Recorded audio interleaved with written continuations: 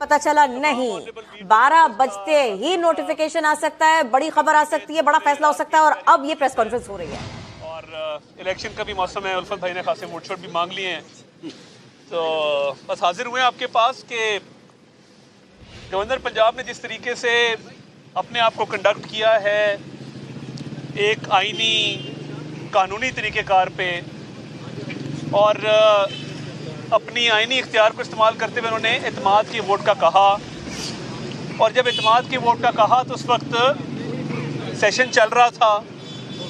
Session چلتے ہوئے session میں اگر اعتماد کے ووٹ کا کہا جائے تو اسی سیشن کے دوران آپ اعتماد کا ووٹ لینے کے پابند ہیں.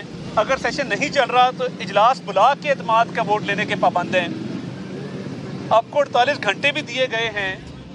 مجھے سمجھ نہیں آ رہی کہ وزیر اعلیٰ پرویز الہی اعتماد کا ووٹ لینے سے گریزاں کیوں ہیں، اور وہ کیوں بھاگ رہے ہیں اعتماد کے ووٹ سے. یعنی اگر آپ کے پاس، اب دیکھیے کہ خود کہہ رہے ہیں کہ ہمارے پاس 187 اراکین کی تعداد موجود ہے. آپ کے یہ علم میں ہے کہ اعتماد کا ووٹ لینے کے لیے 186 ووٹ درکار ہیں.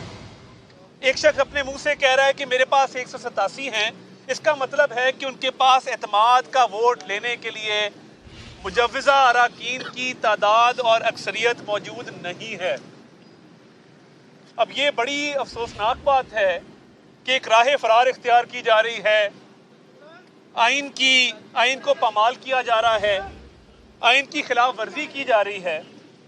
تو یہ بہت نامناسب بات ہے. اور دیکھیے، اسپیکر نے ایک خط لکھا گورنر پنجاب کو اور ایک رولنگ دی کہ آپ کے اعتماد کا ووٹ کا کہنا جو ہے وہ آئین اور قانون کے مطابق نہیں ہے. اب میں آپ کو سمجھا دوں کہ ٹیکنیکلی قانونی طور پہ وہ صحیح کس طرح تھا. پہلی بات یہ کہ جو رولنگ ہے جو اسمبلی کے ضابطہ سے ریلیٹ کرتی ہے اور آئین کی شک سے ریلیٹ کرتی ہے، یعنی آئین میں اگر پنجاب اسمبلی سے متعلقہ کوئی شک ہے اور وہ طریقہ کار سے متعلق ہے، وہ پروسیجر سے متعلق ہے، اس پہ رولنگ صرف پوائنٹ آف آرڈر پہ دی جا سکتی ہے. اگر کوئی بھی ممبر فلور آف دا ہاؤس وہ کھڑے ہو کر پوائنٹ آف آرڈر ریز کرے گا تو پوائنٹ آف آرڈر کے اوپر رولنگ دی جا سکتی ہے. اس لیے یہ آئینی قانونی طور پہ رولنگ غلط ہے.